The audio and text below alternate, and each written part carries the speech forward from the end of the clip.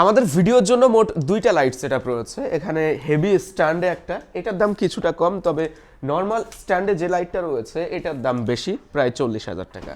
40,000 টাকার এই সেটআপটাকে আমি এতদিন একটা নর্মাল স্ট্যান্ডের উপরে রেখেছি, যে কারণে লাইটটা একবার পড়েও যায়, তারপরে ডিসপ্লেটা ফেটে গেছে। তো দেখা যাচ্ছে লাইটটা কন্ট্রোল করতে গেলে আমাদের কিন্তু কিছুটা কষ্ট হয়। ভাবলাম যে এরকম নর্মাল স্ট্যান্ডে এটা রেখে আর লাভ নেই, যদি রাখি তো দেখা যাচ্ছে আরেকবার পড়লে লাইট পুরাই ডেড হয়ে যাবে।